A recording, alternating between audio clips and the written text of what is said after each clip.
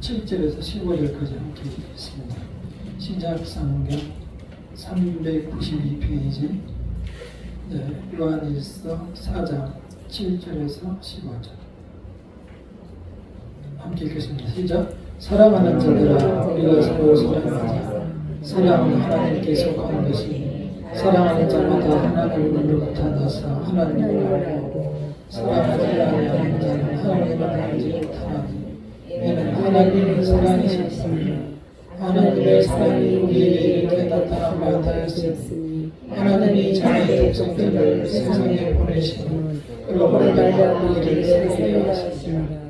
사랑하는 여기 있으니 우리가 하나님을 사랑한 것이 아니라 하나님이 우리를 사랑하사 우리 죄를 속하게 화목제물로 그 아들을 보내주셨습니다. 사랑하는 자들아, 하나님이 이같이 우리를 사랑하셨으니 우리도 서로 사랑하는 것이 생각하노다.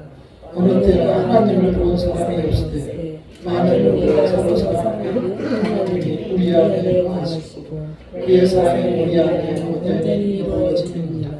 그의 성령을 우리에게 주심으로 우리가 그 안에 거하고 그가 우리 안에 거하시는 줄 아느니라.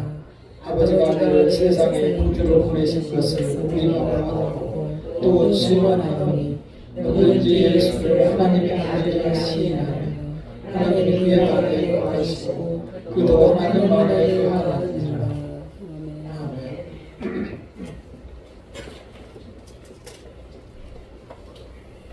여기 앞에 제목이 나온 대로 하나님은 사랑이시라고 성경에는 제목이 나와 있고, 저는 하나님이 사랑하시는 방법을 보라 이렇게 제목을 붙였습니다. 이 사랑이라고 하면 다들 한마디씩 할 수 있는, 어쩌면 우리가 살아가는데 공기와 같은 것이죠. 우리 육신은 숨을 쉬지 않으면, 공기를 마시지 않으면 3분이면 헐떡이다, 5분이면 다 죽게 됩니다. 그러나 우리의 영혼이 사랑하지 않으면 어떻게 되죠? 몸이 죽지 않아요. 몸이 살아있어요. 그러나 그 살아있는 몸이 마치 좀비처럼 그렇게 표정 없는, 감정 없는 육신으로 이 세상을 살아가게 되는 것입니다. 종종 우리도 살다 보면 그렇게 의미 없이 세상을 바라보며 또 그 세상에서 나 역시 힘들어서 얼굴이 표정 없이 살아가게 되는 경우가 많이 있습니다. 오늘 이 하나님의 사랑이시다, 이 말씀은 하나님 말씀의 정점입니다. 하나님이 하고 싶은 말씀입니다. 그러나 이 사랑에 대한 표현을 하기가 참으로 어렵다는 사실을 깨달았습니다. 오늘 함께 하나님의 사랑의 일부라도 들여다보도록 하겠습니다. 먼저 하나님의 사랑은 아름다운 사랑이다 라고 저는 표현합니다. 달리 표현할 방법이 없어요. 제가 말이 짧고 지식이 부족해서 그럴 수도 있고, 무엇보다도 제가 하나님의 사랑을 다 느끼고 체험한 바가 없기 때문에 하나님의 사랑을 정의해서 이런 것이다 라고 말하기가 참으로 어렵습니다. 그 하나님의 사랑을 그래서 더듬어서 우리 인간 속에서 찾아가 봅니다. 우리가 맨 먼저 생각해 볼 수 있는 하나님의 사랑은 이런 것입니다. 저의 경우는 우리가 이제 대학교를 들어가게 되는데, 옛날에는 돈이 없기 때문에 지금도 마찬가지지만 농촌에서는 농사를 지어서 논을 팔거나 또는 소를 팔아서 학교를 보냈어요. 그래서 대학을 보내는 그 대학생들을 대학교를 상아탑이라고 하지 않고 우골탑이라고 했어요. 뼈처럼 소처럼 일해서 번 돈으로 그 소를 팔아서 보내는 돈이라 학교라고 해서 우골탑이라고 할 만큼 큰 돈이어서 보내기가 힘들었어요. 그러나 저희 경우도 마찬가지였고 그렇게 큰 돈을 들여서 학교를 부모들이 보내는데 심지어 돈을 팔아서 학교를 보내면 보내는 그 부모님의 마음이 몹시 씁쓸해야 되는데 씁쓸하지 않고 부모는 훨씬 더 기뻐합니다. 우리 아이가 컸다. 우리 아이가 자식이 대학을 들어갔다. 나도 대학 다니는 아들이 있다. 그래서 저 자식이 커서 나한테 어떤 호강시켜준다는 그러한 생각보다 우리 아들이 저렇게 잘 컸다고 해서 기뻐서 부모들은 돈 파는 것을 아까워하지 않습니다. 그것이 모든 부모의 마음입니다. 자녀를 낳을 때도 마찬가지입니다. 저는 여자가 아니기 때문에 잘 모르지만 여자들은 임신을 해서 10개월을 가슴에 안고 뱃속에다가 품고 살아갑니다. 먹을 것도 먹지 못하고 때로는 아파도 약도 먹지 못하고 마음대로 눕지도 못하고 뱃속에서 발로 차면 아프기보다도 많이 컸구나, 건강하구나. 이러한 생각으로 아이를 키우다가 이제 낳을 때 되면 심한 고통 속에서 아이를 출산하게 되죠. 때로는 수술을 해서 생사를 넘나드는 경우도 있습니다. 수술을 해서 나도 아이의 울음소리를 들으면 금방 그 고통이 사라진다고 해요. 그만큼 자식에 대한 사랑이 훨씬 비교할 수 없을 만큼 크기 때문에 인류가 생존하게 되고 이 세상이 유지가 되게 되는 것입니다. 사랑의 힘은 훨씬 그보다 큽니다. 자식을 키우고 또한 이 손주를 보니까 정말 계속 손주를 낳았으면 좋겠다. 이런 생각까지 들어갑니다. 그러나 인간의 사랑은 거기까지입니다. 하나님의 사랑은 그와 차원이 다릅니다.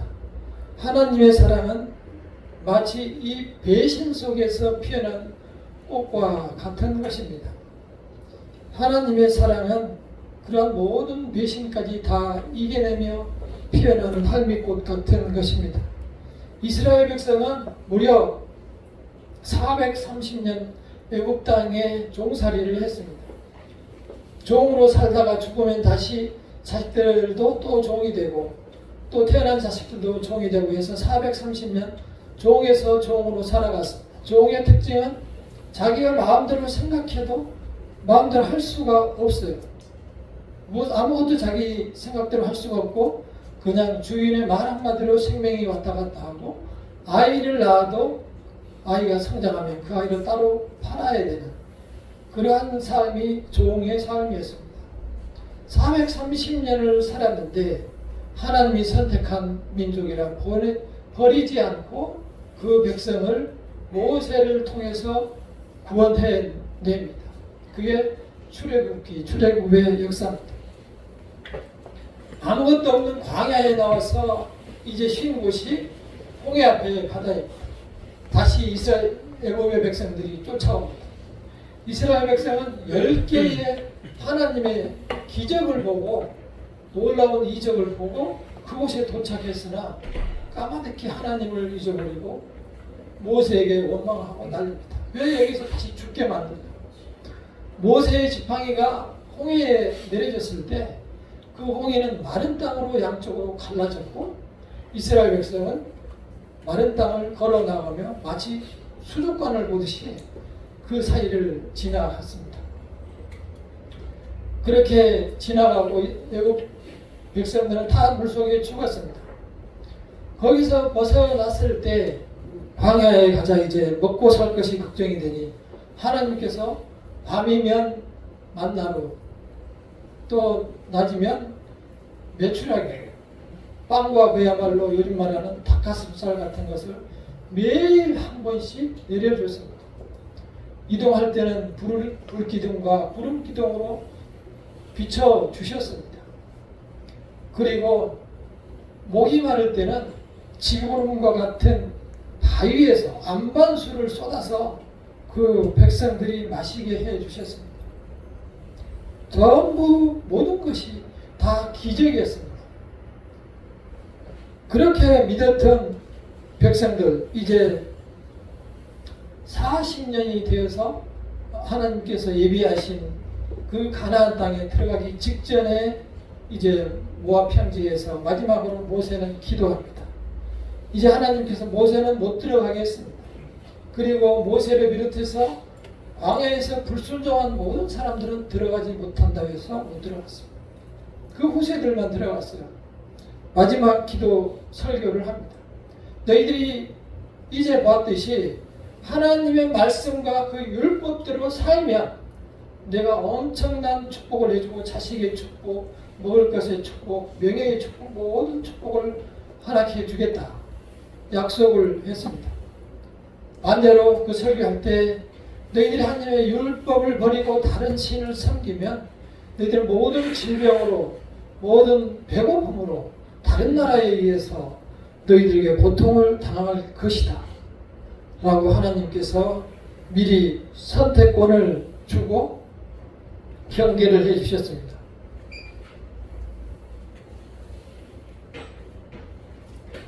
그들이 40년 광야를 걷는 동안에 하나님께서 지켜주셔서 놀랍게도 신발이 헤어지지 않았습니다. 함께 읽어보겠습니다. 시작. 광야에서 인도하셨거니와 너희 몸에 옷이 낡아지지 아니하였고 너희 발의 심이 헤어지지 아니하였으며 자식들은 그들이 이제 그렇게 해서 거기까지 이제 가나안까지였습니다. 그렇게 하나님께서 다짐을 하고 일종의 경계를 하고 훈계를 했지만 그들은 선택이 이것이었습니다. 함께 읽어보겠습니다. 시작. 자식들은 나무를 줍고 아버지들은 불을 피우며 부녀들은 가루를 반죽하여 하늘의 여왕을 위하여 과자를 만들며 그들이 또 다른 신들에게 전제를 부으므로 나의 노를 일으키는 하라. 이것이 사람입니다. 얼마 전까지 지금까지 완전히 기적으로 그 땅으로 이끌었고 이제 눈앞으로 가나안 그 땅으로 들어갔고 가나안 땅에 들어갔을 때 하나님이 그 토착민들을 다 제거해 주셨으나 그들은 들어가서 하나님께 보여준 것이 이것입니다. 이 한 가정의 경우를 이렇게 보여주는데 자식들이 나무를 주워오면 아버지들은 그 나무에다가 불을 지펴서 또 부녀들은 여자들은 집안에서 가루로 반죽을 해서 하나님이 아닌 하늘의 여왕 또는 다른 신들에게 과자를 만들어서 이렇게 제사를 드렸다. 우리는 이러한 이스라엘 백성들에 대해서 미쳤다라고 손가락질 할 것입니다. 손가락질 해야 됩니다. 그렇게 해도 참을 수가 없었느냐? 그렇게 해도 신의 축복을 받고 싶었느냐? 이 신들이 주는 세상의 영광을 그렇게 누리고 싶었느냐? 무엇을 그렇게 받고 싶었느냐?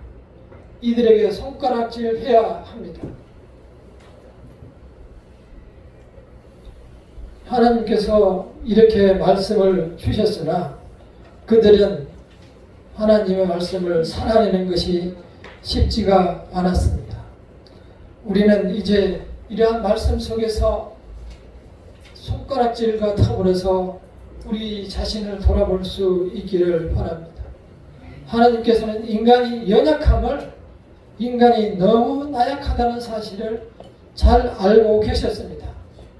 그래서 그들의 이름 짓기를 목이 굳은 자다. 너무 교만한 자들이다. 이렇게 진단을 내렸습니다. 하나님께서 주신 부와 여러 가지 재물과 금은 폐물을 가지고 다른 신들에게 가서 제사를 드리고 찬송을 드리는 그러한 백성들이 이스라엘 백성들이었습니다. 하나님께서는 찢어지는 가슴으로 아픈 가슴으로 이제 이스라엘 백성을 향하여 말합니다.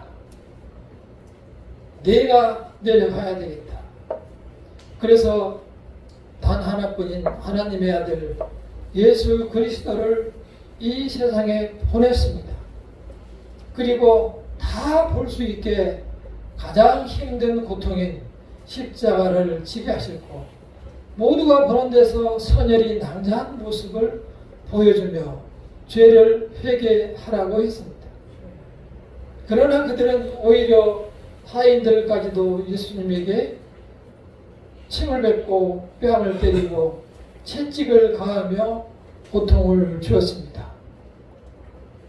하나님은 거기에서 물러설 뿐이 아닙니다. 하나님의 선택한 백성을 결코 놓지 않았습니다.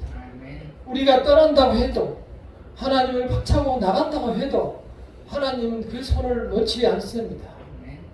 그 연약함을 아시고 지금 우리가 읽었듯이 하나님의 성령을 우리의 마음속에 주셔서 우리로 하여금 결코 하나님 앞에서만 살아가게 만드는 것입니다.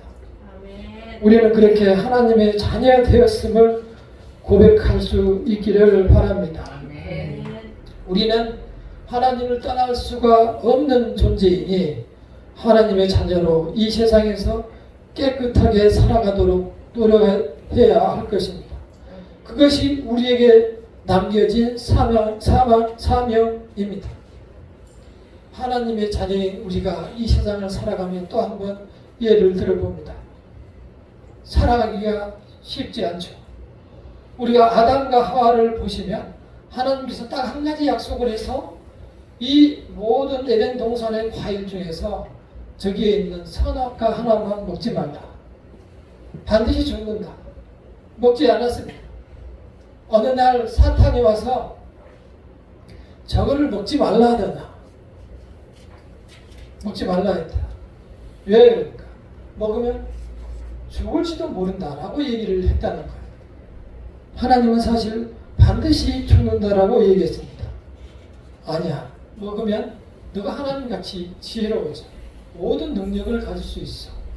이렇게 유혹할 때 그러한 마음으로 바라보니 그 과일이 너무 먹고 싶고 아름답게 보였어요. 평소에 만져보고 싶었는데 만져보고 싶고 바르고 싶었는데 평소에 저걸 내가 좀 누리고 싶었는데 입고 싶었는데 여러 가지 생각을 하나님같이 된다고 그 생각에 넘어갔습니다. 그러나 사탄이 따주지 않았어요. 하와가 그걸 따서 자기도 먹고 그 딴 것을 남편에게도 주었어요. 씹어 먹은 것은 우리 자신이었어요. 하나님의 선택하심은 그래서 거기에서 멈추지 않는다는 거예요.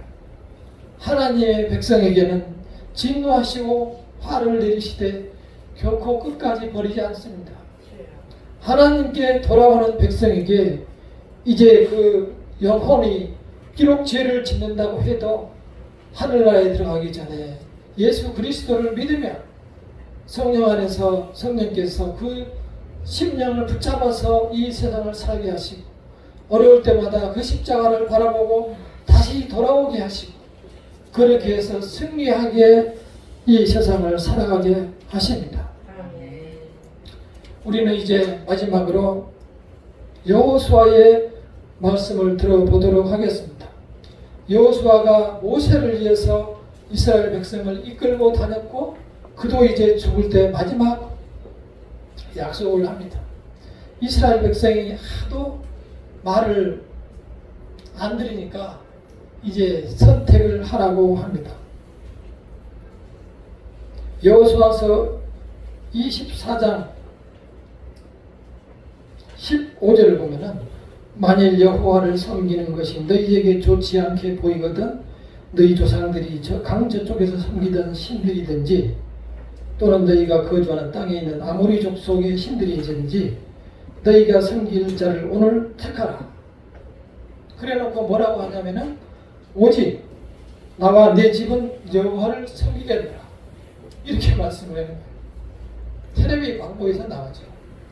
어느 날 고생한 직원들을 위해서 부장이 오늘 회식을 하자. 그래가지고 다 모였어. 마음껏 먹어라. 그래놓고 나는 짬뽕 이렇게 그 직원들이 얼굴이 다 굳어버렸죠. 여호와가 그 방법을 여호수아가 그 방법을 이때 알려주신 거예요. 만일 여호와를 섬기는 것이 너희에게 좋지 않게 보이거든 너희 조상들이 강제 쪽에서 섬기던 신들이든지 너희가 거주하는 땅에 있는 아모리 족속의 신들이든지 너희가 섬길 자를 오늘 택하라. 오직 나와 네 집은 여호와를 섬기겠노라. 이렇게 선언을 해버렸습니다. 그때 다행히 대답한 게 바로 이거예요. 읽어보시기 바랍니다. 시작. 이 백성이 대답하여 이르되 우리가 결단코 여호와를 버리고 다른 신들을 섬기기를 아니하오니 고백했습니다.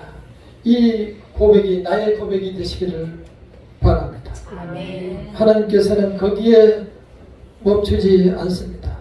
하나님의 사랑은 바로 이런 것입니다. 4장 10절을 우리가 보신 요한일서 4장 10절을 함께 읽어보겠습니다. 시작.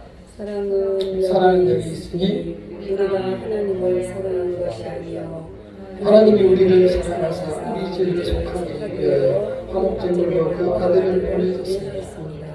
이미 하나님이 우리가 하나님을 사랑한 것이 아니고 하나님이 우리를 먼저 사랑하셔서 선택해서 하나님의 백성으로 삼으셨다는 것. 여기에서 머무르지 않고 이 백성 삼으셨다는 것은 하나님이 우리 안에 계신다는 것은 우리가 죽지 않는다는 거예요. 이 세상에서의 고통에서 멈추지 않고 하늘나라라는 새로운 나라가 펼쳐진다는 그 약속이 이 뜻인가 봅니다. 그 약속을 우리가 확실하게 나의 것으로 가지고 살아갈 때에 이 세상의 여러 가지 고통, 근심, 걱정에서 이겨나서 내 마음이 평안을 누릴 수 있고 또한 나에게는 소망이 생겨서 하늘나라를 바라보며 살아갈 수 있게 되는 것입니다. 내가 하나님의 자녀라는 사실을 잊으셔서는 안 됩니다. 그러면서 한 가지 부탁하신 것이 내가 이렇게 너희를 사랑하셨으니 너희도 사랑하는 것이 마땅하지 아니하다 라고 묻는 것입니다. 우리에게 묻는 이 대답에 대해서 우리는 우리 안에 계시는 성령님의 대답으로 대답할 수 있어야 합니다. 내 안에 계신 성령의 이름으로 나도 다른 사람을, 형제를 사랑하겠습니다. 그러한 믿음으로 살아가시기를 간절히 축원합니다. 기도하겠습니다.